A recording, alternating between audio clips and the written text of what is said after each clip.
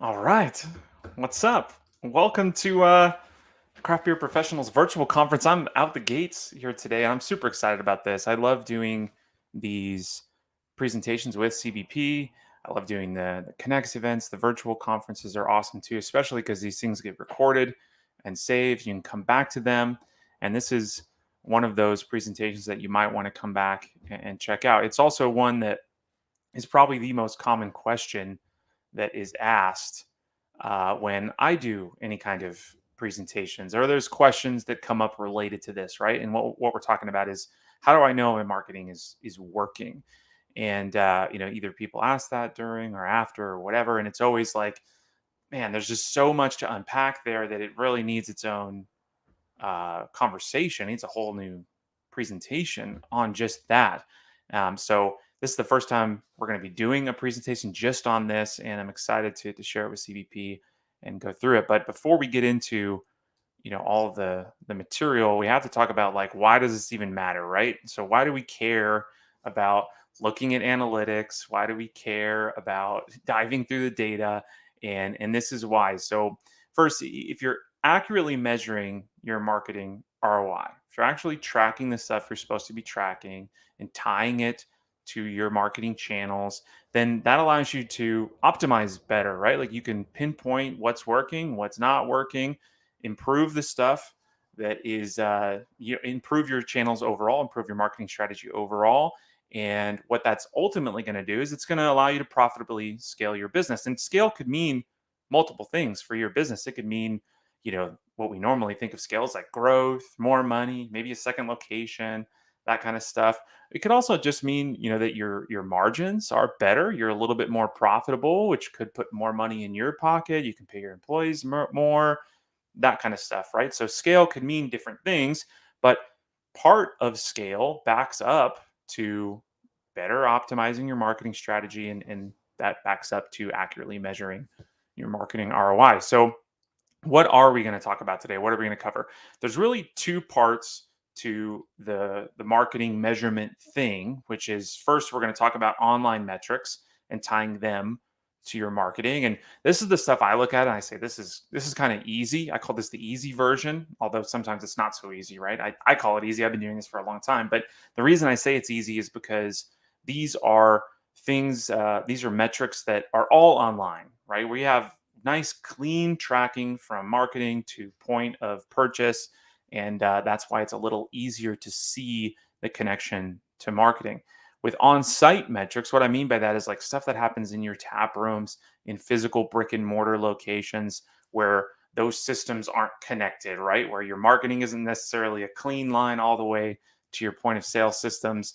And like you could almost look at it as like offline conversion metrics, offline sales metrics. But how do we tie those back to marketing? And there is a way to do it. It's a little harder. It requires a little more brain power, maybe a second cup of coffee and some spreadsheets. But there are some ways to do that, and we'll talk about that. And then I don't want to leave you hanging with this, right? Like the first 2 points are about how do we measure and how do we tie back to marketing. But then the third point is, or the third topic is like, so what, right? So once we're able to measure this stuff, how do we use that information to improve marketing effectiveness overall? So that's what we're going to cover today. A little bit about me. My name is Chris Overlay. I am the CEO and founder of Get Hoptimized. We are a marketing firm that is built for craft beer. We work with breweries, craft beer businesses, many different types like hop farms, manufacturers, that kind of stuff. Get Hoptimized has been around for a couple of years. Before that, I've been doing marketing for a while. I've started a few companies. I've worked for different agencies. I've started a few agencies and have been working with small businesses across the country for a very long time. To me, it feels like a very long time. 11 years is a good chunk of time. And even before that, I got my bachelor's in marketing from the University of Nevada, Las Vegas. When I'm not doing marketing stuff and hanging out with you guys on CVP things, I like to brew beer at home. I've gotten better at it over the last 7, 8 years. I'm still not that great, but I drink it. And I like watching the Golden Knights hockey. They're doing well. And the Broncos, they are not doing well. But I still try to watch them as much as I can stand. Now, that link you see on the screen, that's something maybe you screenshot, you write down. I'm going to show it again at the end of the presentation. What I'll say is this: there's no way I'm going to cover everything that you need to know about this in this presentation, but if you follow that link, you can set an appointment with me, and we'll spend some time. I can help answer some questions, help go over some things in more detail for you. And I'm happy to give you that time for free as being part of the Craft Beer Professionals group here. So, all right, let's get into the online metrics. The stuff I said was easy, which a lot of times it isn't easy, but let's talk about what we mean by online conversion metrics. So there's kind of two categories with this stuff. There's e-commerce, and then there's the lead generation stuff. On the e-commerce side, what we mean by that is online purchases. These are like the screenshot example there is like someone who's going to add, some cans to the cart. You could think merchandise online.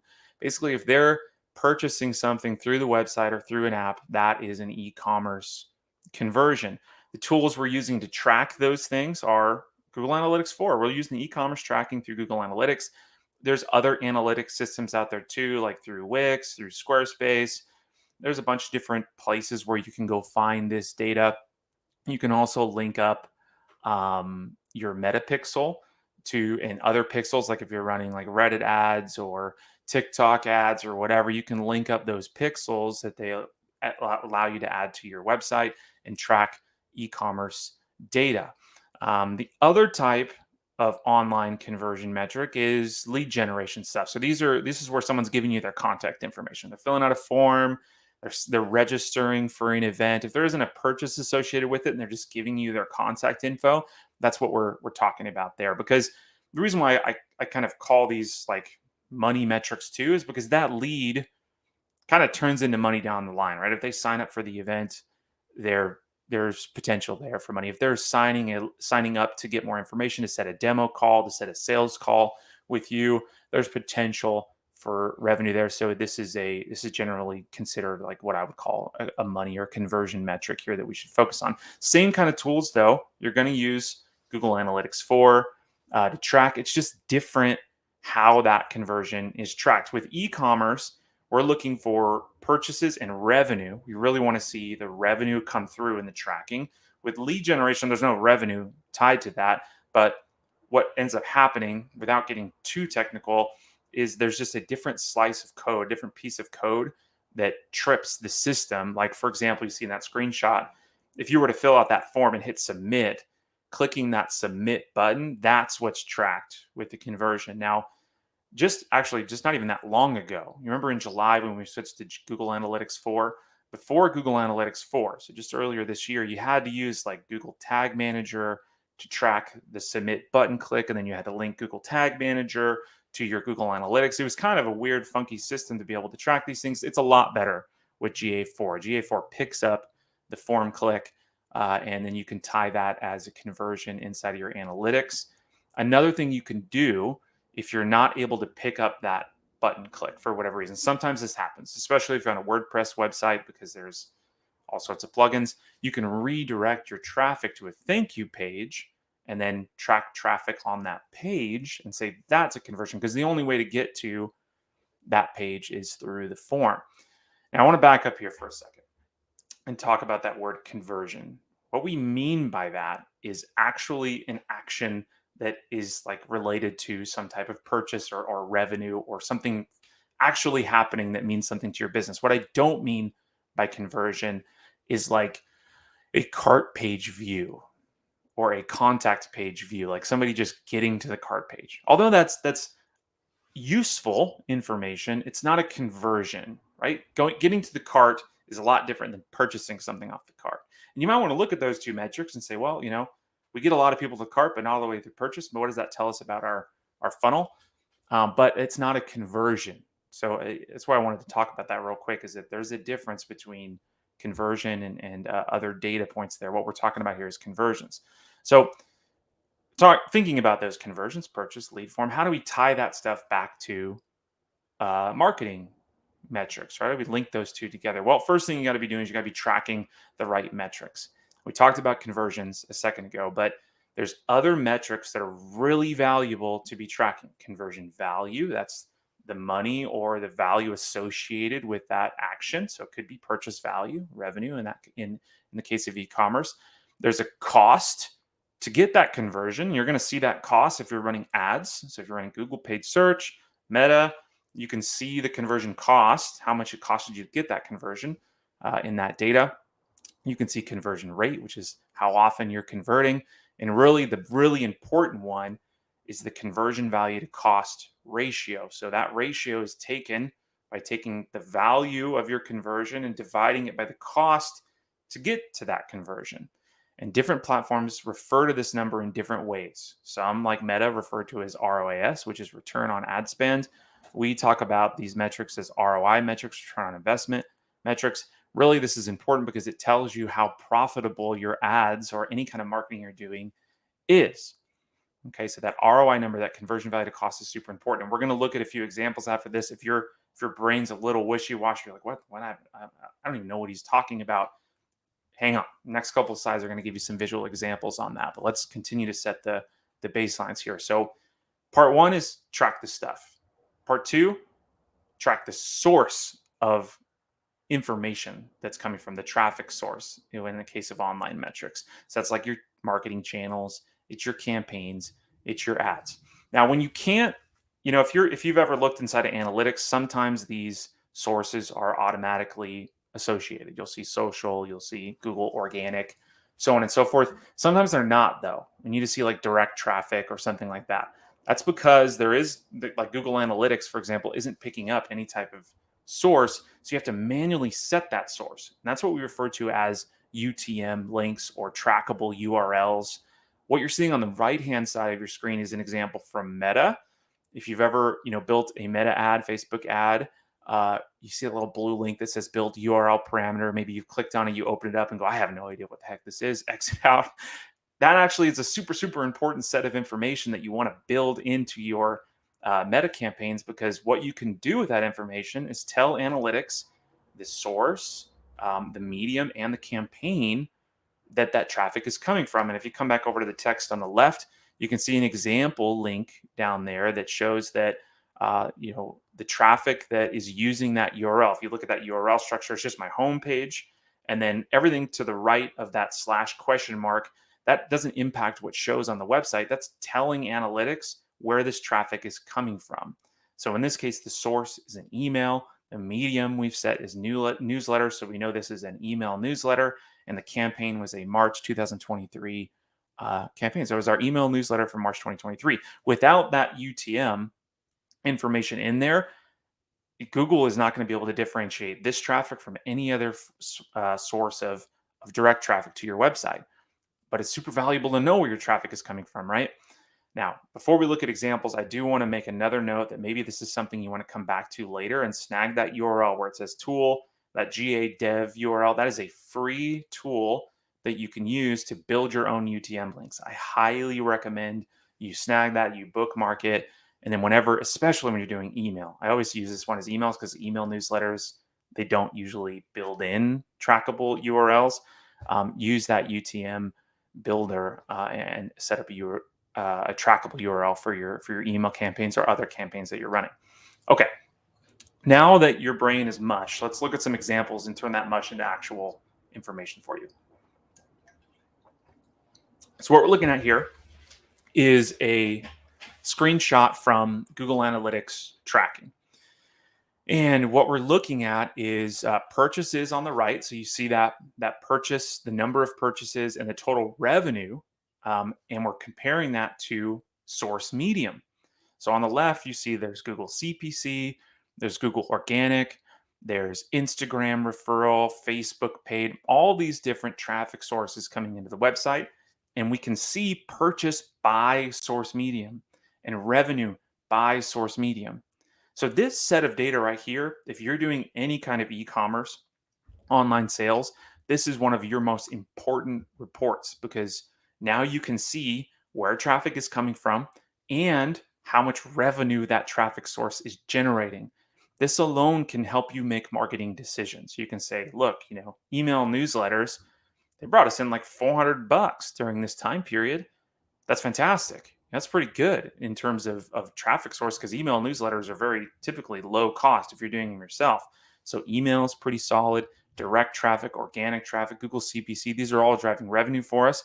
You could look at your Facebook paid traffic here in this example. It's like 5 or 6 down and say, well, we're driving traffic here, but we're not seeing any conversions coming from Facebook. Is that okay? Are we intending to bring purchases in from Facebook?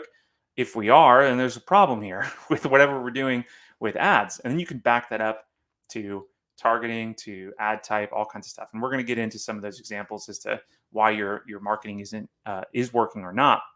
But this particular report, hopefully you're visualizing, is super important to understanding uh, marketing effectiveness through source medium. Here's another example. We're looking at a list of Google Ads campaigns, and I want to show you that conversion value to cost ratio.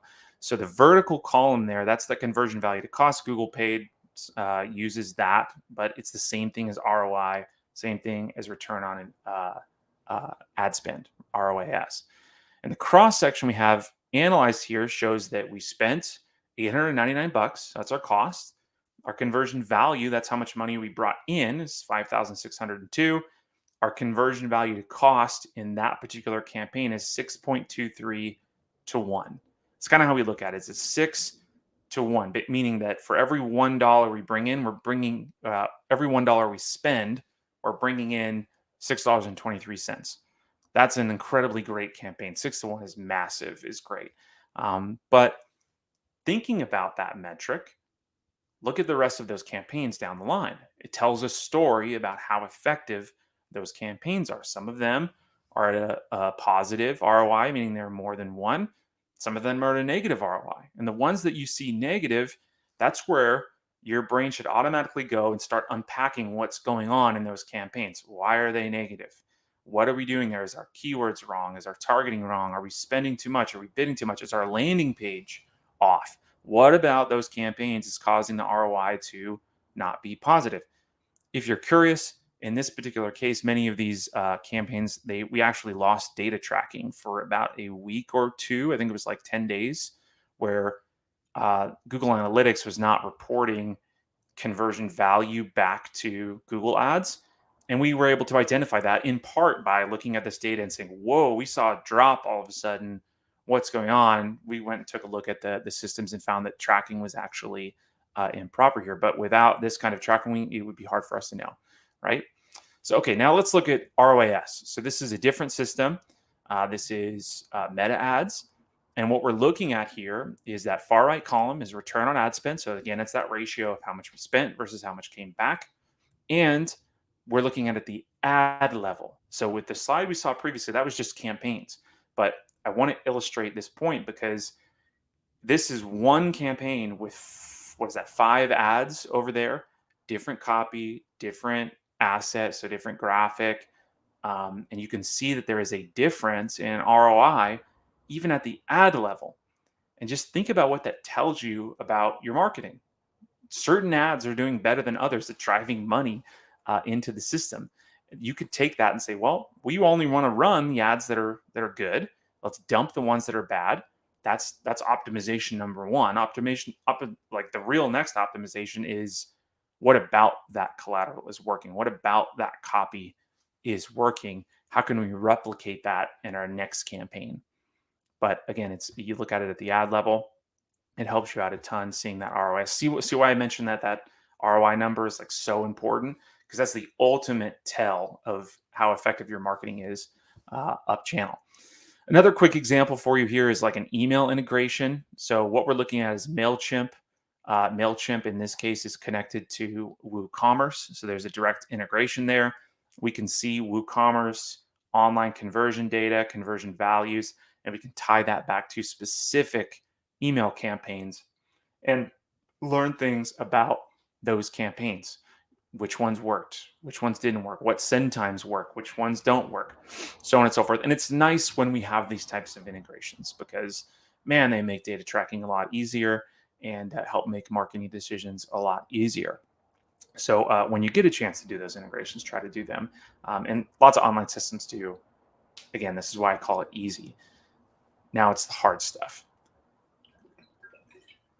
And really hard, I don't know, depends. It depends on your definition of hard and how familiar you are and how likely you are to work with spreadsheets ultimately in Google Sheets. But we'll talk about that in a second. Let's figure out what we mean by on-site metrics first.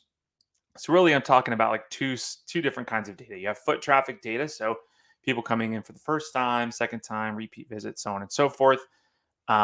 Tools that you can use to track foot traffic. Well, there's Wi-Fi gateways that actually help you with this. An example, if there's Beambox, we love Beambox here at Get Optimized. What that tool does is you offer free Wi-Fi, right? People come in, they want to join the Wi-Fi. Great. What Beambox does is it puts an option for them to sign up for like your rewards program, your email marketing, whatever, in front of access to your free Wi-Fi. Now, when people sign up for that, now every time they come in and they connect to the Wi-Fi, the system knows, hey, that's a person that came through. It reports back foot traffic, visit data, first time, repeat, how many times in a month, that kind of stuff back to you, which is pretty useful, right? Other systems you can use for tracking foot traffic, there are foot traffic trackers that exist. You typically see these, especially in like retail environments. And the way this thing works is it's like basically like a laser that people walk through that's totally imperceptible, but it tracks how many people are coming through the door. They are a little expensive though, foot traffic trackers. So I don't see them a lot of times in like breweries, restaurants, because they're really built for big e-commerce kind of not e-commerce, big retail kind of places. But really, I think the most important one for our conversation today is on-site sales. So we're talking about your POS system, right? So your daily sales, your weekly, your monthly, how many tickets you put out, your average dollar per tickets. Those are all the metrics that we're really talking about for the most part when we're talking today about on-site metrics. It's your money that's coming through, right? And you're going to use your POS system to track that stuff for the most part. So with these on-site metrics in mind, how do we tie that stuff back to marketing? Because these two systems aren't connected in by design. So nobody wants to walk into a brewery and have like their phone scanned and their Facebook and their Instagram and their Reddit or whatever pinged over to a POS system that now this brewery like, no, that's like disgusting. We don't want that, right? And there's laws in place to protect that. But what that means is that all these marketing systems are not connected to the physical on sale pieces. So how do we marry up that data? Because we do want to see how our marketing is doing to bring people in. So one way is by syncing up time periods between two sets of data. So you look at like week to week data, month to month data, day of the week versus day of the week. So like a Saturday versus a Saturday versus a Saturday for the next 4 Saturdays, so on and so forth. And you compare your sales data versus your marketing data in a spreadsheet kind of situation. I'm going to show you some examples of that in a second. I actually think I want to make a special note of year over year data because that is especially useful. Because if you think about even month to month or week to week data, that's highly subjective, right? Like December is a much different month than January. And so you could put 2 months together anywhere throughout the year, especially in the beer industry. And it's hard to look at month to month and say, well, we spent more money in marketing. Did it bring more money in? It's like, well, it could be seasonal, it could have cyclical issues. But if you look at year over year data, that's a better sign. Although the last few years, it also has an asterisk because of what's going on with the pandemic and things. It's been weird, but it's very useful to look at year over year data. Other things you can do to try to tie these on-site metrics to marketing metrics is you can run targeted and very specific promotions, right? So it makes it a little easier to compare data this way. For example, let's say you're running like a big annual event, like an Oktoberfest or an anniversary. If you run marketing specifically for that event and then look at all the revenue that was generated for that event, then you can compare those a little easier, right? Yeah, we ran dollars for that, especially if you hadn't run it before. It makes it a little easier to shine a light in those areas and less convoluted. You could still take that same methodology and apply it to other stuff too. So let's say you're doing a trivia night every Thursday. And for the last couple of months, you haven't run any kind of marketing besides just posting on social media. Well, what would happen if you started running ads for it for the next 3 or 4 weeks? You could compare the period at which you're running ads versus the period where you weren't running ads and see what the difference was in revenue, tickets, that kind of stuff.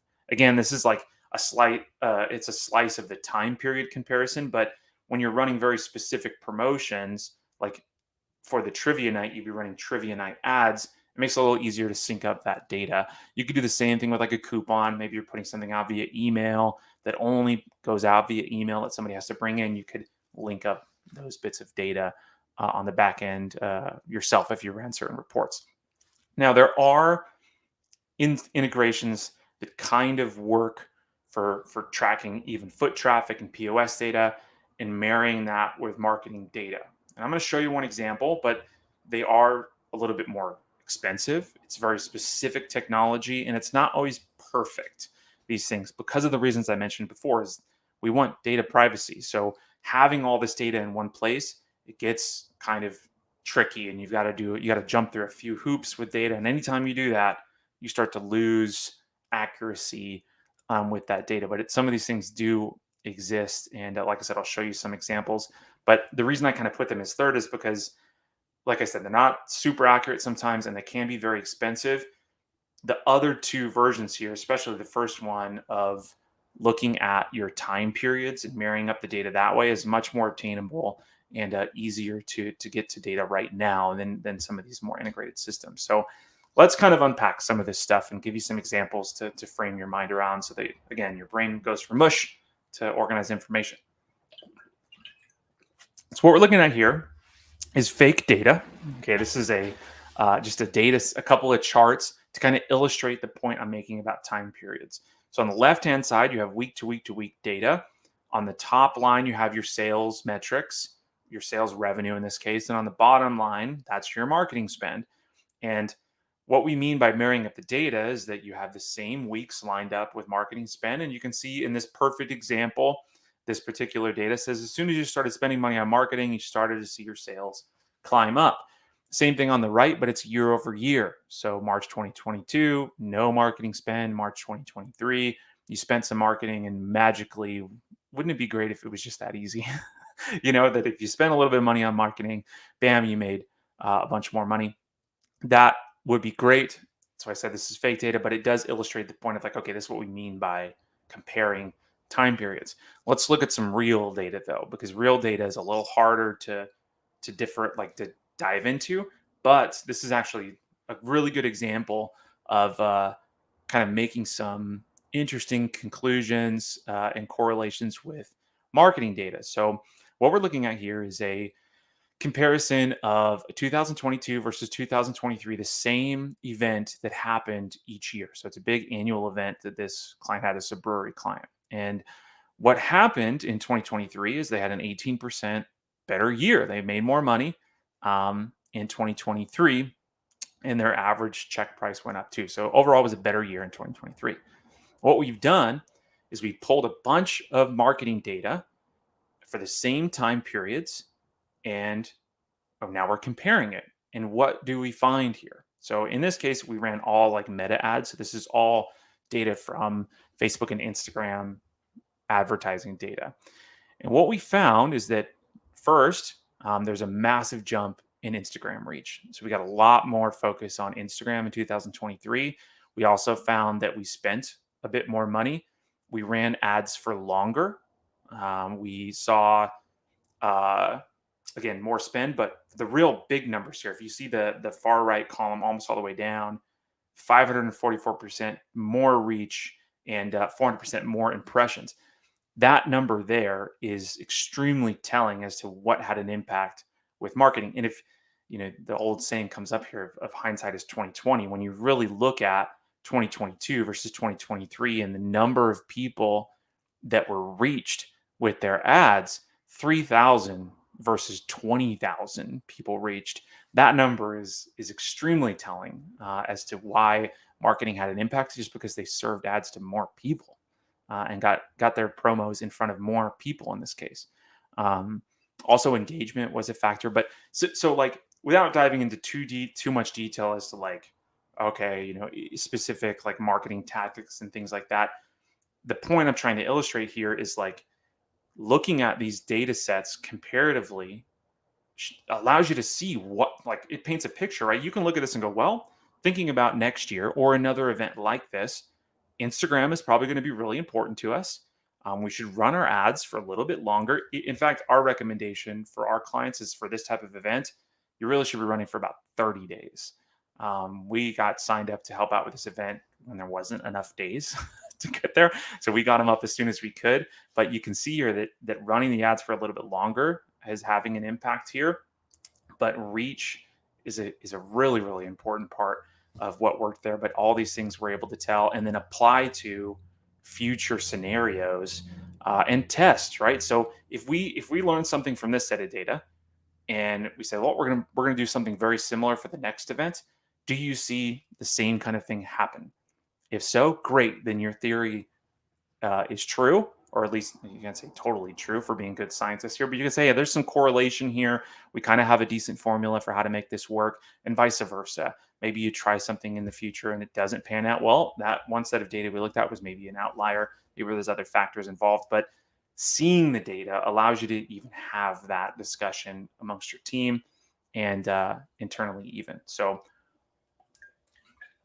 moving on, let's come back to that thing I mentioned about the integrated system. So this is a really neat one. This is a system called Adentro, and what Adentro is it's a Wi-Fi gateway system with email marketing, and it marries up some data from a POS system. You got to have three of these things that all work together and be very specific, but it does marry up this data. And what you don't see in this screenshot is all the email campaigns that were run, and that's like all those were like I'm trying to protect client data as much as possible. This is real data we pulled out of the system, but I want to try to anonymize it. But essentially, what this is showing is that the email campaigns that went out, their regular newsletters, their automated stuff, resulted in 431 walk-ins and $851 in on-site revenue through the POS system. So really, really cool bits of data. What you could learn from this is which email campaigns. If you looked at a more expansive report, you could see how much dollars in walk-ins and a walk-in percentage by email campaign. And I'll be honest with you, a lot of that stuff ends up averaging out, but you can see spikes in the data sometimes. And those spikes in the data tell you things like we ran a promo for buy one, get one, or whatever the case is. Did that help drive in money or not? And that's a really, really important question for you to answer. This kind of data helps you answer that question. But like I said, it's a little tricky to make something like this work. Not impossible, but yeah. Okay, so we talked about tracking and marrying up your marketing metrics, but let's take it a step further. How do we take this information and actually improve our marketing effectiveness? Well, one, we got to track. That's the most important thing. Your all of your decisions are going to be based on how well you're tracking performance. And think about what I said early on. Don't track conversions for things that aren't conversions. Track like real e-commerce, real lead pull through. It's important to make sure that is accurate as well. Then you got to tie that back to your marketing channels, marketing dates, events. You got to link these two things together, whether it's online or through spreadsheets. You've got to tie this stuff together. Then once you've got that data set in front of you, ask why. Ask why this worked. Why didn't it work? What about our marketing was impactful? Why did getting more reach have an impact on the overall system? And asking yourself those questions is ultimately what's going to lead to you uncovering why you're performing. You gotta have the data first, then start having the conversation. Now, again, I don't want to leave you hanging here, so I'm going to try to give you some guides, some framework on like where you can go and to understand some of these why questions you're most likely going to have, like why does reach help, and so on and so forth here. So these are some things you might want to come back to as you're working through some of this data on your own. The first thing I'm going to show you here is about different KPIs at different stages of the buying process and what that kind of helps you understand about the overall marketing funnel you have. So on the left-hand side, the KPIs in the no phase, really your awareness bucket of people that are just now becoming aware of you. KPIs you're going to look at there are like reach, impressions, and frequency. Frequency is how often your ads are served to each individual person. And if you work through the funnel here, there's different KPIs that are relevant here. So in the like stage, meaning people are starting to warm up to your brand, they're interacting with you. The KPIs are going to tell you about how effective that part of your marketing funnel is likes, comments, shares, clicks. Those things are going to help you understand your like phase of the funnel. As you work further down, what KPIs indicate that your trust marketing is working? Well, are people following you? Are they subscribing to your email newsletters? Are they downloading your content? Are they signing up for stuff? That's a good indicator that whatever you're doing in that trust phase is working or not, right? Buy phase, that stuff we know all about. Transactions, revenue. There's one of your cost per acquisition, your cost per conversion numbers as an example in there. And of course, reviews and average ratings are part of the refer section here too. But if you're looking at all your data and trying to understand, well, what's working, what's not, why is it not working? For example, let's say you ran ads and you were getting a lot of engagement with those ads. You're running boosted posts, for example, on social. You're getting clicks and engagement, but like you're still not seeing an impact at the bottom line. Well, chances are the top of your funnel isn't full enough. We see this happen all the time with folks that have been doing some marketing so far. They're not doing anything that's focusing specifically on maximizing reach, maximizing the number of impressions with new folks. And because the top of their funnel is small, the rest of everything is small after that. And another example would be, let's say you are doing stuff at the top of the funnel, right? Like, actually, I'm going to back up and look at this set of data here for you. Something I noticed about this is I wanted that number, that 18% net sales number in the top right, to be much bigger. And when we went and looked at our campaigns here, like I looked at this and said, okay, did we get enough reach? Yeah, we did a pretty good job at getting enough reach. Where we missed actually was it at the engagement level. And you look at that engagement number, you say, well, they got like 641% better engagements. I know that that number is a little bit inflated because we ran video ads. And video ads, anytime somebody watches at least 3 seconds of the video, it counts as an engagement. What we didn't do with this particular campaign is we didn't run a whole lot of middle funnel stuff, meaning we didn't run a whole lot of like and trust posts, really focused on getting people signed up, engaged, follows, comments, shares, that kind of thing. And although overall we had success, where we could improve in the future is focusing on those, is folding in some campaigns that were designed to get more engagement, more activity, that kind of stuff. And overall, I think that would have improved the funnel and had a better time for them. But again, these KPIs can be telling for you when you're analyzing your marketing. So here's some more information for you to help you as you work through some of this stuff. These are 3 recommendations that I think are really valid in a lot of scenarios when you're looking at how to improve your overall marketing effectiveness. First, you got to focus on more qualified awareness. So if you are thinking about the top part of your funnel and you're looking at your data and saying, well, we don't have enough reach. Well, before you just say, let's get reach for the sake of reach, meaning let's just show ads to anybody, you should think about who you're showing those ads to. What we mean by qualified awareness is, is that targeted to your offering? Is it targeted and relevant to your offering? Meaning, let's say you are running some campaigns for a music event. Are you showing those ads to people that are into music? If your event's a bluegrass event, are you showing it to bluegrass fans? If you're promoting food content, are you promoting that to your foodie audience? And you can set up and save these audiences inside of Meta too, or other platforms as well. I always go back to Meta because it's really common, but you can save these audiences or notate them when you're, building out your marketing strategy as to who you should be serving ads to for these different offerings. And you should switch them up. Don't just serve the same stuff to everyone. Be segmented with your approach. And getting more qualified awareness is going to help. Also, use engagements like those KPIs, like engagements, comments, follows, profile visits, even through play, meaning like people watching all of your video. Use that to help you understand if your content and your messaging is working, if it's resonating with your audience. And to think about this from a hypothetical metaphor here, if you ran ads and you're seeing that your content isn't engaged with a lot, what does that tell you about your content? It means your messaging isn't relevant or isn't resonating to whoever you're serving to. Vice versa, on the good side, let's say those ads are, there's certain pictures that you're using, there's certain messaging you're using that people are just going gangbusters for. Use that information to tell you to fuel decisions in the future for what types of collateral you should be using, what kind of messaging you should be using, and so on and so forth. So learn from those engagements and then optimize from there. Now, the third point here is kind of what we talked about so far today. You've got to track and compare versus revenue metrics.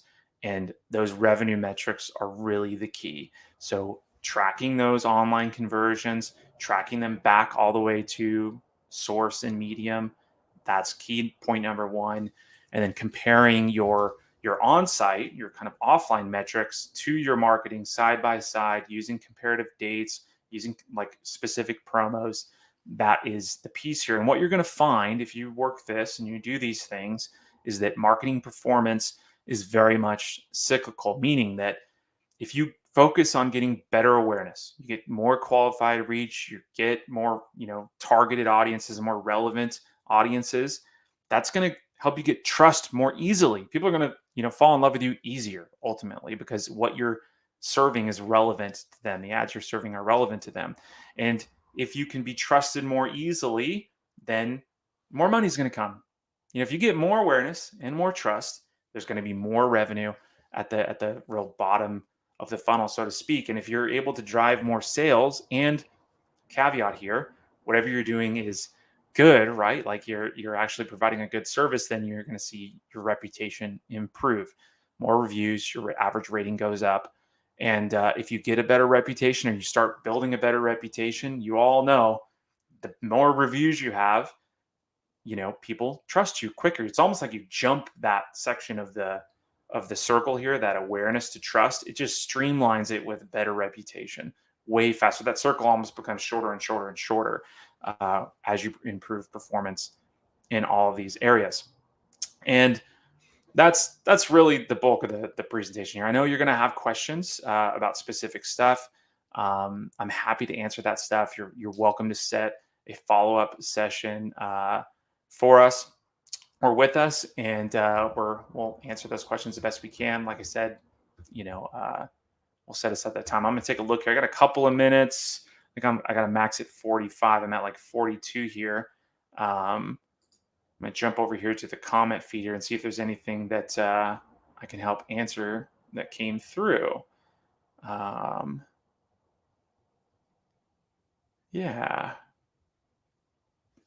Yeah, not a whole lot coming through. It seems like I answered a lot of the questions that were through here.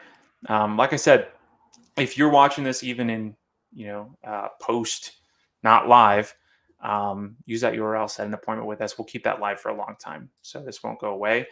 And like I said, I'm happy to answer those questions. Hopefully this was insightful for you. Enjoy the rest of your presentation and the rest of the conference, not the rest of this presentation, the rest of the conference with Craft Beer Professionals. It's been a pleasure. Thank you guys for hanging out with me so far. I'll talk to you next time. See ya.